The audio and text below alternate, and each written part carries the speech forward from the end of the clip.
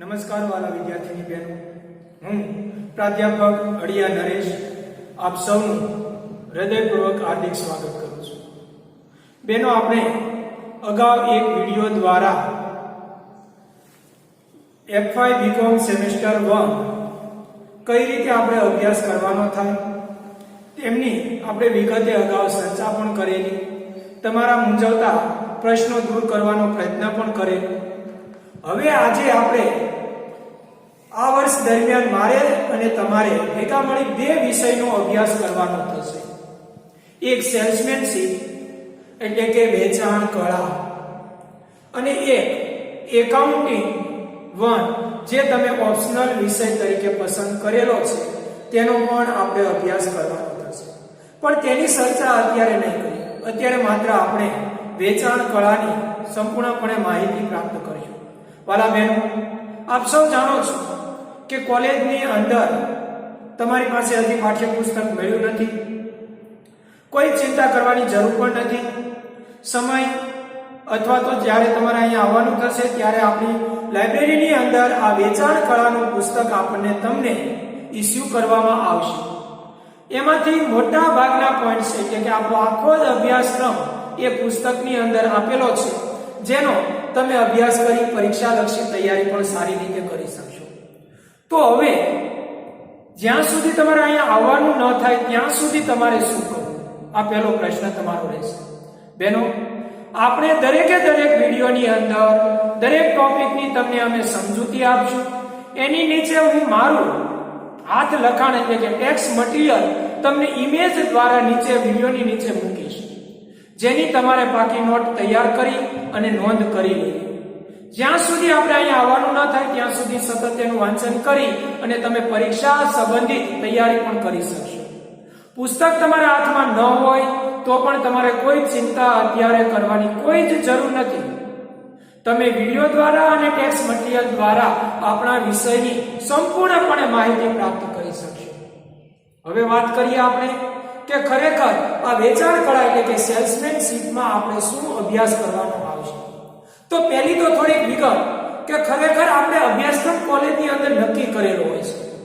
પુસ્તકો તો ઘણી વખત અલગ અલગ પુસ્તકોમાંથી અલગ અલગ મુદ્દાઓ ભેગા કરી અને આપણે તૈયારી કરવાની થતી હોય.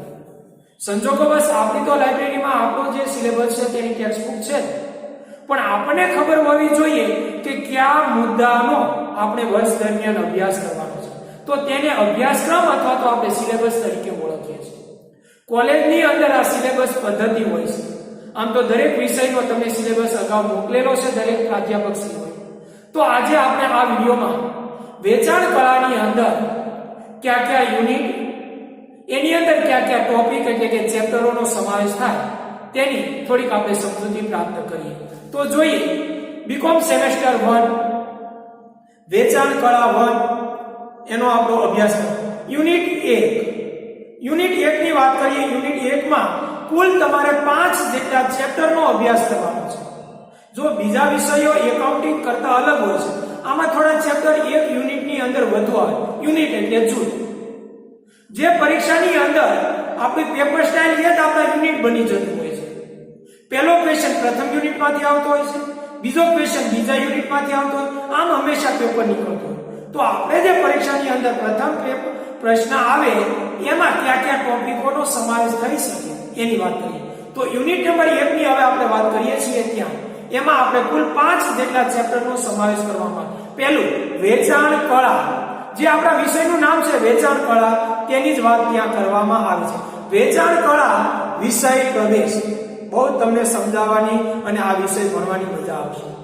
એટલો સરળ વિષય, આપણા બધા જ વિષય 8 વિષય સૌથી સરળ વિષય કોઈ હોય તો આ વેચાણ કળા છે. તમને એમ થશે કે આવું તો આપણે જીવનમાં કઈ અનુભવ કરતા આવ્યા છે. બજારની અંદર જઈએ ત્યારે આવા તો આપણે માલનું વેચાણ ખરીદી કરીએ ત્યારે વ્યવહાર બને છે. તો એ બધું આપણે હવે શિક્ષણના મુદ્દામાં રૂપાંતર કરેલું છે. તો પહેલું ચેપ્ટર આપણું છે વેચાણ કળા એટલે કે વિષય પ્રવેશ. એમાં બીજું ચેપ્ટર યુનિટ 1 ની અંદર બીજું છે સેલ્સમેન માટેના આવશ્યક ગુણો. જે વ્યક્તિ તમે સેલ્સમેન કોને કહો છો, બહુ ભણવાની મજા આવશે આ ટોપિકો. સેલ્સમેન વિશે આપણે ખરેખર આપણી વ્યાખ્યા ખોટી છે. થેલો લઈને જાય અને સેલ્સમેન કહેવાય નહીં. સેલ્સમેન કોને કહેવાય, હું ને તમે બંને સેલ્સમેન હશું. એની આપણે આ ટોપિકમાં સમજૂતી મેળવીશું. ત્રીજો ચેપ્ટર આની અંદર સેલ્સમેને શું જાણવું જોઈએ. સેલ્સમેન તરીકે ગ્રાહક પાસે આપણે જઈએ ત્યારે આપણી પાસે ગ્રાહક પ્રત્યેની શું માહિતી હોવી જોઈએ એની સમજૂતી એ સેલ્સમેને શું જાણવું જોઈએ તેમાં કરવામાં આવશે. ચોથો ચેપ્ટર આપણે પ્રથમ યુનિટનું સેલ્સમેનના પ્રકાર. આપણે તો એક જ કહીએ કે ફેરિયાની જેમ થેલો લઈને વસ્તુ વેચવા જાય એને સેલ્સમેન. ના, સેલ્સમેન અલગ અલગ પ્રકારનો. દુકાનદાર પણ સેલ્સમેન છે, હું પણ સેલ્સમેન છું. તમે પણ કંઈક ને કંઈક વસ્તુનું વેચાણ માહિતી કોઈને આપો છો ત્યારે તમે પણ સેલ્સમેન છો. તો આવા વિવિધ પ્રકાર હોય છે. બહુ મજા આવશે આ ટોપિક પણ અભ્યાસ કરવાનો. અને એમાં પ્રથમ યુનિટમાં છેલ્લો મુદ્દો આપણો વ્યક્તિગત વેચાણ અને વિજ્ઞાપન. વ્યક્તિગત માલ કઈ રીતે વેચાણ કરવું અને વિજ્ઞાપન એટલે જાહેરાત. ખરેખર આજે જે બજારની અંદર જાહેરાતો અપાય છે, ટીવી, ન્યૂઝપેપર, મેગેઝિન, સતત જાહેરાત જોઈએ છે. એની પાછળના હેતુઓ ક્યાં છે? માલ વેચવો? ના, એ ઉપરાંત ઘણા હેતુ હોય છે. તો એનો પણ અભ્યાસ આપણે આ પ્રથમ યુનિટમાં કરીશું. તો આ પ્રથમ યુનિટમાં 5 જેટલા ચેપ્ટરનો અભ્યાસ કરવાનો છે. થોડુંક મોટું છે પણ ભણવામાં બહુ જ સરળ. એક વખત વાંચો એટલે તમે જે બુકમાં આપેલું છે તેના કરતાં તો અનેક ગણું તમારા વિચારોમાં રૂપાંતર કરી વધારે લખી હશે. તો આપણું પ્રથમ યુનિટ આ રહેશે. બીજા યુનિટની વાત કરીએ છીએ, યુનિટ નંબર 2. એમાં તો એક જ ચેપ્ટર આવે છે, વેચાણ કળાનો ખ્યાલ. વેચાણ કળા એટલે શું? આપણું જે ચેપ્ટરનું જે વિષયનું નામ આપણું આપેલું છે એ જ વેચાણ કળા એટલે શું તેની એમાં આપણે સમજૂતી પ્રાપ્ત કરવાની છે. તો એની અંદર તેનો અર્થ, લક્ષણ, કાર્યક્ષેત્ર, મહત્વ, વિવિધ મુદ્દાઓ, વેચાણ કળા, આવડત, કળા, વિજ્ઞાન કે વ્યવસાય કહી શકાય એવા મુદ્દાઓ બહુ જ ભણવાની મજા આવે એવા આ બીજા યુનિટમાં આવેલા છે. તો એનો પણ આપણે વિગતે આગળ અભ્યાસ કરીશું. ત્રીજું યુનિટ ફરી વખત બીજા યુનિટમાં માત્ર એક જ ચેપ્ટર આવે અને 20 ગુણ આ એક ચેપ્ટરમાંથી પરીક્ષામાં પૂછે. 3 થી 4 ક્વેશ્ચન વ્યવસ્થિત તૈયાર કરો એટલે આપણે 20 માંથી 20 ગુણ આવી શકે. હવે વાત કરીએ ત્રીજા યુનિટની કે ત્રીજું યુનિટમાં પાછું થોડું મોટું છે. આપણા 5 થી 7 જેટલા ચેપ્ટર આવેલા છે. એમાં પહેલું વેચાણ કળાનું મનોવિજ્ઞાન. મનોવિજ્ઞાન એટલે મનનો અભ્યાસ. આજે જ્યારે તમે માલનું વેચાણ કરો છો ત્યારે સામેના વ્યક્તિના મનનો અભ્યાસ કરી માલ તમે આપશો તો તમે સરળતાથી કાર્ય કરી શકશો. એમાં બીજું ચેપ્ટર વેચાણ પ્રક્રિયા. કઈ રીતે માલનું વેચાણ કરવામાં આવે, એક એક સ્ટેપ કઈ રીતે આગળ વધવામાં આવે છે તે. ત્રીજું વેચાણ પ્રક્રિયા 1, ત્યાર પછી વેચાણ પ્રક્રિયા 2, વેચાણ પ્રક્રિયા 3, વેચાણ પ્રક્રિયા 4 અને વેચાણ પ્રક્રિયા 5. આમ કુલ 7 જેટલા ચેપ્ટરનો અભ્યાસ તમારે કરવાનો છે. પણ બધા ચેપ્ટર બહુ ટૂંકા, એક એક મુદ્દો છે. ધારો કે પ્રક્રિયા 1 હોય તો ગ્રાહકનું ધ્યાન કઈ રીતે આપણા તરફ ખેંચવું, એક મુદ્દા ઉપર છે. પ્રક્રિયા 2 ગ્રાહકને કઈ રીતે આવકારવો, દુકાનની અંદર ગ્રાહક આવે ત્યારે કઈ રીતે વર્તન કરે છે. આપણે આ યુનિટ નંબર 3 ભણીશું ને ત્યારે તો આપણે એમ થશે ઓ આ રીતે તો આપણે બજારમાં વસ્તુ ખરીદી કરવા જાય ત્યારે વેપારી આપણી સાથે વ્યવહાર કરે છે. તો આ વેપારી આપણી સાથે કઈ રીતે વ્યવહાર કરે છે, આપણે એમાં છેતરાઈએ છીએ કે ખરેખર આપણે પસંદગી પ્રમાણે ખરીદી કરીને આવીએ છીએ. તમે ઉદાહરણ સાથે આપણે ઇન્ટરેસ્ટ પૂર્વક એમાં ભણવાની મજા આવશે. અને આપણું છેલ્લું યુનિટ નંબર 4, એમાં આપણા 3 ચેપ્ટરો આવે છે. એમાં પહેલું, આમ તો યુનિટનું નામ છે વેચાણ વ્યવસ્થા.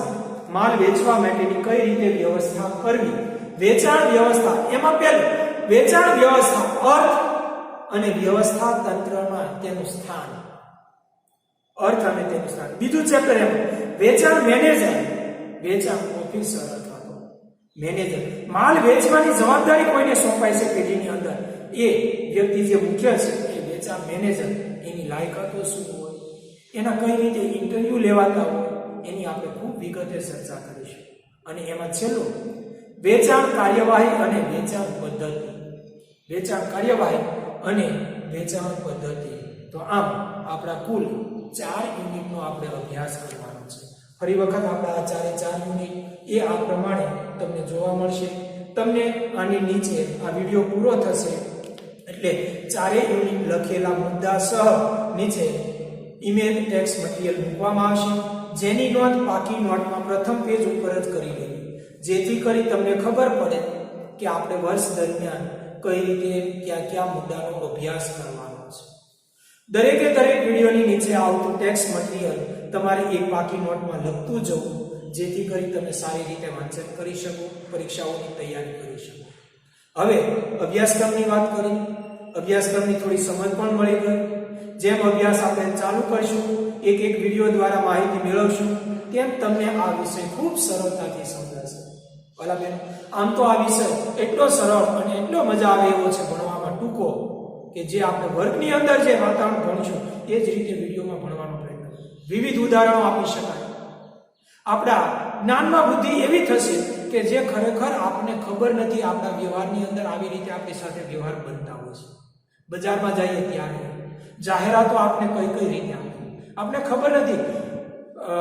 થાંભલા ઉપર લગાડેલી જાહેરાતનું નામ શું કહેવાય, ટીવીમાં આવતી હોય એને શું કહેવાય, દિવાલ ઉપર જે લગાડી હોય એને શું કહેવાય. આમ વિવિધ પ્રકારની જાહેરાતોના પ્રકારની પણ આપણને માહિતી મળશે. એટલે ખૂબ આપણે સરળતાથી આ મુદ્દાઓ સમજાશે, ખૂબ મજા આવશે ભણવાની. આપણે આગળના વિડીયોમાં પ્રત્યેક મુદ્દાઓનો વિગતે અભ્યાસ કરીશું. હજી એક થોડી વિગત આજે પણ ચર્ચા કરી કે તમારે પરીક્ષાની અંદર પેપર સ્ટાઇલ કઈ રીતે હોય છે. બહુ સરળ, તમને દરેકે દરેક પ્રાધ્યાપક શ્રીઓએ પોતાના વિષયની પેપર સ્ટાઇલ આપેલી છે. આપણે દરેક વિષયની પેપર સ્ટાઇલ સરખી છે. સરખી એટલે 70 ગુણના જ પેપર હોય છે. તમારું પેપર 4 પ્રશ્નમાં વિભાજિત થતું હોય છે. કેટલા પ્રશ્નમાં? 4. કુલ ગુણ પેપર, કુલ ગુણ 70 હોય છે. અગાઉ મેં તમને વાત કરેલી, જે ઇન્ટ્રોડક્શન આપતા વિડીયો, 70 ગુણ તમારે પેપર લખીને લેવાના છે, 30 ગુણ ઇન્ટરનલ કોલેજમાંથી અપાતા હોય છે. શેના મળે એની પણ તમને વાત કરેલી છે. પણ એ 30 ગુણની અત્યારે તમે કોઈ ચિંતા કરો. અત્યારે આપણે 70 માંથી કઈ રીતે વધુ ને વધુ લવાય એના ઉપર ધ્યાન ફોકસ આપવાનું. તો હવે વાત કરીએ કુલ તમારે પ્રશ્ન કુલ કેટલા આવશે? તો કે 4. પ્રશ્ન 1, પ્રશ્ન 2, પ્રશ્ન 3 અને પ્રશ્ન 4. આમ તમારા પેપરમાં 4 જેટલા ક્વેશ્ચન છે. અહીંયા તમને 20 ગુણ, બીજો પ્રશ્ન પણ 20 ગુણ, ત્રીજો ક્વેશ્ચન 15 ગુણ અને ચોથો ક્વેશ્ચન 15 ગુણ. આવી રીતે આપણું પેપર આવશે. હવે બની શકે એવું પણ પરીક્ષામાં તમને અથવા મળશે, બધા જ પ્રશ્નોમાં તમને અથવા વિકલ્પ મળશે. હવે આમાં તો અમુક તો તમે એક ચેપ્ટર પાકું કરશો, એમાંથી 4 તો પ્રશ્ન પૂછે, એમાંથી 2 લખવાના છે. એટલે આનાથી સરળ આપણે અત્યાર સુધી તમે અભ્યાસ કર્યો એમાં ક્યારેય નથી આવી ગયો પ્રશ્ન. તમે 2-3 પ્રશ્ન તમારી રીતે વ્યવસ્થિત તૈયાર કરી લો એટલે એ જ તમારે લખીને આવવાનો. અને આપણે કહેશું કે આ પ્રશ્ન તૈયાર કરી લો, 100% પરીક્ષામાં તમારે એ જ લખવાના થતા આવે છે. બની શકે, કઈ રીતે આવી શકે? ક્યારેક એવું બને છે, મોટા ભાગે આપણે શું હોય છે, 10 ગુણના 2 પ્રશ્ન મૂકે છે. 10 + 10, 2 ક્વેશ્ચન, એક ક્વેશ્ચન 10 ગુણ. જો હવે તમારે કોલેજમાં સૌથી મહત્વની આ બાબત છે, હવે તમારે ઓબ્જેક્ટિવ એક ગુણના પ્રશ્ન નહીં આવે, 2 ગુણ 3 ગુણ આ બધું ભૂલી જાઓ. નિબંધાત્મક જ પ્રશ્ન 10 ગુણનો અથવા તો 20 ગુણ અથવા 15 ગુણના મોટા જ પ્રશ્ન હશે. તમારે 20 પેજ 15 પેજ આમ જ લખવાનું છે ને લખી શકશો. હજી તમે વર્ગમાં આવશો, માહિતી આપશું કઈ રીતે પેપર લખાય, એટલે તમારે એમાં કોઈ ચિંતા કરવાની જરૂર નથી. તો આપણે ખાલી માત્ર અહીંયા સમજ કે 10-10 ગુણના 2 પ્રશ્ન આવે, અથવામાં પાછા 10-10 ગુણના 2 પણ આવે. અહીંયા પણ એમ જ હશે, 10-10 ગુણના 2 અથવામાં 10-10 ગુણના 2. અહીંયા 15 ગુણના આવી શકે અને ઘણી વખત 7 અને 8 ગુણના એમ પણ આપે છે, પણ વધુ પડતા 15 ગુણનો 1 આપતા હોય છે. તો આવી રીતે આપણે પરીક્ષાની અંદર તમારા પ્રશ્નો પૂછાતા હોય છે. તમે સારી રીતે તેમાં લખો તો આમ કરી આપણા જે કુલ 70 ગુણ છે એમાંથી વધુમાં વધુ તમે ગુણ પ્રાપ્ત કરી શકો. તો આવી રીતે આપણું પેપર સ્ટાઇલ રહેશે. તમે સારામાં સારી રીતે ગુણ લાવી શકશો. 1 થી 2 વખત વ્યવસ્થિત વાંચન કરી લેશો તો વેચાણ કળા જેવો એક પણ વિષય સરળ નથી. તો આપણે આગળના વિડીયોમાં ક્રમશઃ આપણે જે યુનિટની તમને સમજૂતી આપેલી એ યુનિટ પ્રમાણે શરૂઆત કરશું. પ્રથમ યુનિટની શરૂઆત કરશું. પ્રથમ યુનિટની દરેકે દરેક ક્રમશઃ એક મુદ્દાના વિડીયો બનાવશું. એની નીચે ટેક્સ્ટ મટીરીયલ પણ આપશું. જે તમે આગળના વિડીયો દ્વારા માહિતી મેળવી શકો. તો આજે આપણે પેપર સ્ટાઇલ સિલેબસની વાત અહીંયા રાખીએ છીએ. ફરી વખત કહી દઉં, ટેક્સ્ટ બુક ન હોય ચિંતા કરવાની કોઈ જરૂર નથી. તમને ટેક્સ્ટ મટીરિયલ આપશું, એનો અભ્યાસ કરશો, અહીંયા આવશો ત્યારે તમને એ બુક મળશે. ફરી વખત બુકનું વાંચન કરી આપણે વધારાનું એમાંથી જ્ઞાન અને શબ્દ ભંડોળ પ્રાપ્ત કરી શકશું. તો આજે એટલું રાખીએ છીએ. આગળના વિડીયોમાં આગળના મુદ્દાનો અભ્યાસ કરીશું. ત્યાં સુધી રજા લઈએ છીએ. ધન્યવાદ.